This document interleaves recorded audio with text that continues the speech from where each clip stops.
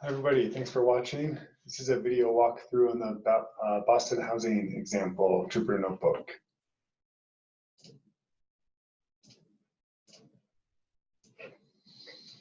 So this example was again adapted from our deep learning textbook, chapter 3. And once again, I like to start with this bit of code.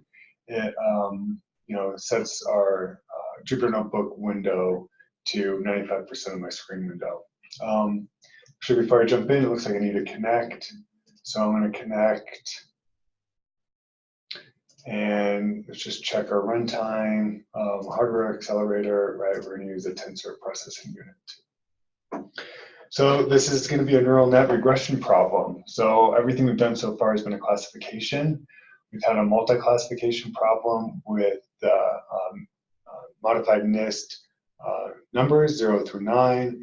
And then we also had the binary classification of the Internet Movie Database reviews. But this is going to be regression, so we're going to come out with a continuous value at the end where we're trying to fit a numerical value. And so this is from the Boston housing data set from the Keras library. So we're trying to predict Boston housing prices from 13 features. So you can read a bit more about the data set from here. But the 13 features have to do with things like crime rate, location, number of bedrooms, price, tax assessment, and so on and so forth. So we're going to import the necessary libraries, and we're going to split them into train data and our targets. So the targets is going to be the house price, and the train data is going to be those 13 features. And then we have our test data that we're going to apply our model to check the accuracy. And then so now we can look at our size of our data. So there's 106 samples in total, each with 13 features. And so we're going to split them into 404 training data and 102 test data. And then now we can look at our train targets. So these are prices in thousands of dollars. So the first home, is $42,000. Second one is $50,000.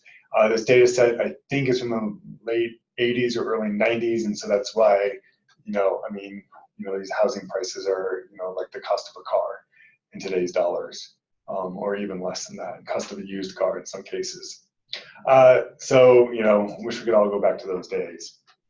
So let's look at the train data. So we're just look at all of the columns and just the first 5 or 6 of them, all the columns, and just look at a few of the values there. And so if you can look at this, you can see that the values are significantly different, right? This is 1.2, this one's a 0, 8.14, and then, but over here, this is 300. There's kind of a wide range of what these values are. And because there's such a wide range, it's good practice to try to normalize them.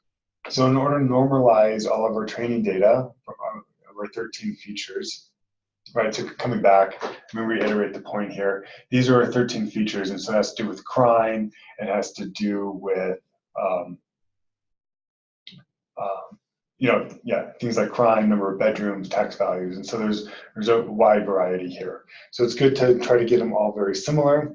So in order to do that, we're going to what's called mean center it. So we're going to find the mean of each of the data in that column, subtract the mean from each of those values, and then divide by the unit standard deviation. So we're going to find the average value of each column on that axis, and then we're going to subtract that mean and read from that training data, and recall it the training data.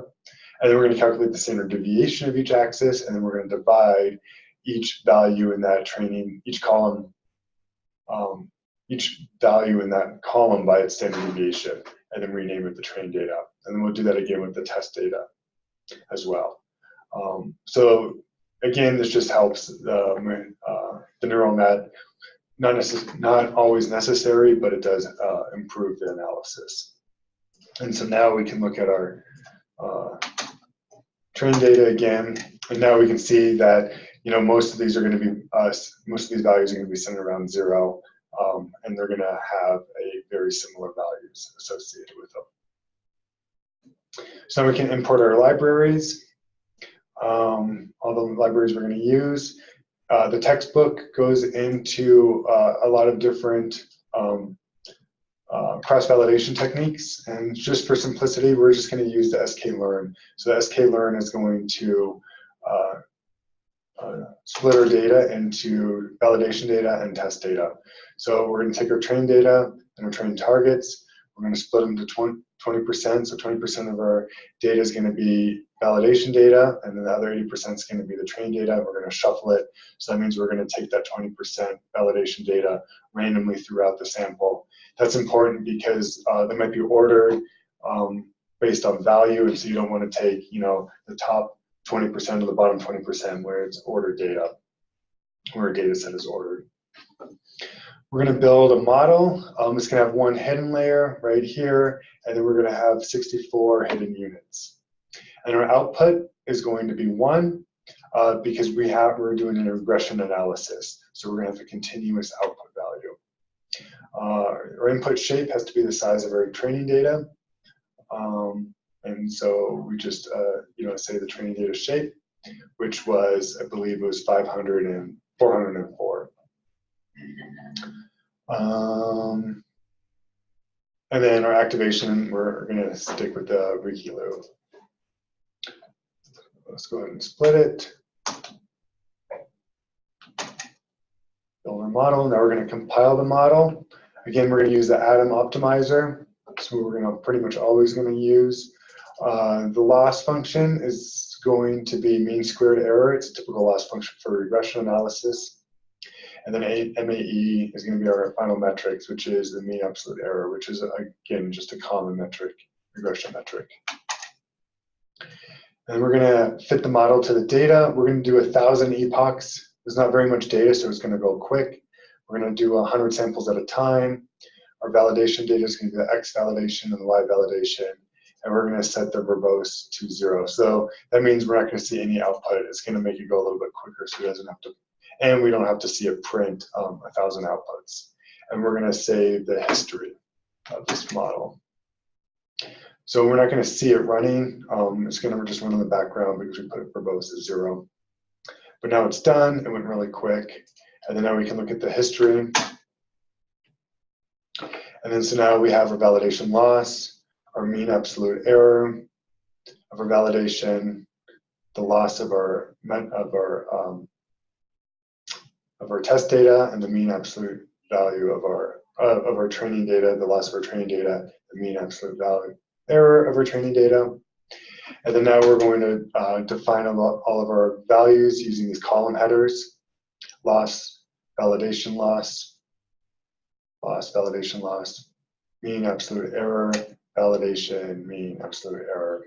And again, the epochs goes from 1 to 99 plus 1. So it's going to go from 1 to 1,000 because we have 1,000 epochs. We'll plot our data.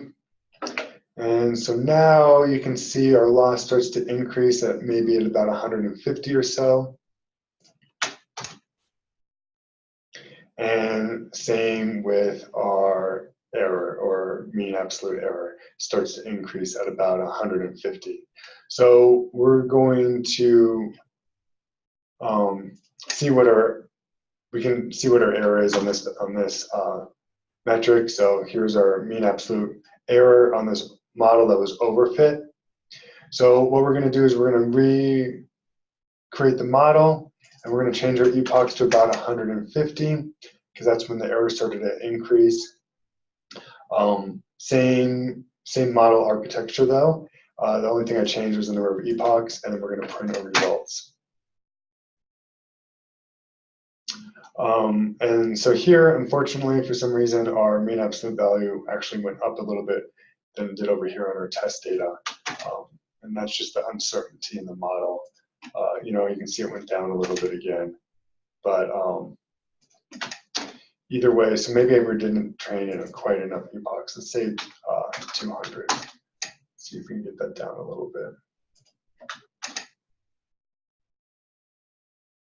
Either way, we're looking at about 3 of our error on our test data. Let's move to 300.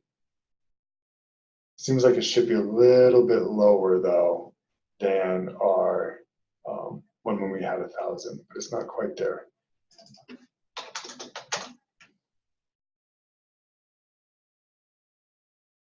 .8. Maybe we weren't overfitting it quite as bad as I thought we were. 2.6. So now we finally made it a little bit lower. I changed the epochs to about 500, which is right about here, which actually kind of makes sense now that I'm looking at it. It does drop down pretty quickly and it's pretty flat, and then it starts to increase at about 500, right? See how it's pretty flat all the way through here, but you can see all the noise in those epochs. So there's definitely some uncertainty, and we're getting close to our absolute minimum of our error with the model architecture that we have, with 1 hidden layer and 64 hidden units, but we can always change these. So that's the end of this walkthrough example. I hope you find it helpful, and so this should help you with the homework assignment, especially the regression one, which is predicting fuel economy of vehicles.